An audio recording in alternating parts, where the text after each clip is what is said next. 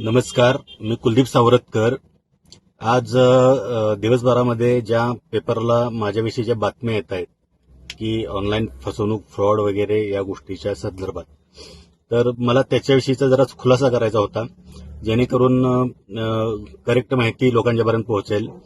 या सायबर गुन्ह्यामध्ये पहिली गोष्ट मला अमरावतीकडून पहिली एक नोटीस आलेली. आपल्याला वाटतं जनरली की नोटीस वगैरे ऑनलाईन फ्रॉड वगैरे बऱ्याच गोष्टी असतात, डिजिटल अरेस्ट वगैरे बऱ्याच गोष्टी आहेत. त्याच्यामुळे मी पहिल्या नोटिसीला वकिलामार्फत नोटीसला उत्तर दिलं. दुसरी नोटीस त्यांनी पाठवली, तिसरी नोटीस मला मिळाली नाही.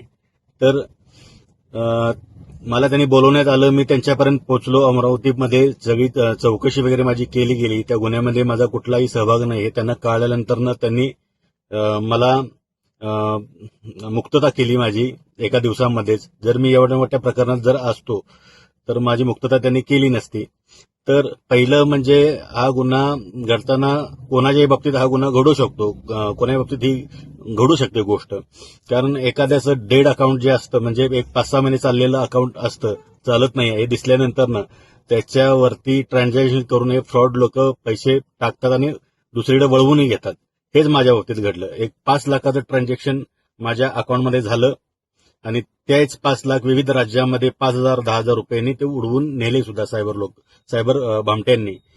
तर हीच गोष्ट मी सर्व हकीकत पोलिसांनाही सांगितली आणि त्यांनाही त्या गोष्टी पटल्या. त्यामुळे मी आज घरामध्ये आहे, मी कुठेही अटक वगैरे नाही आहे.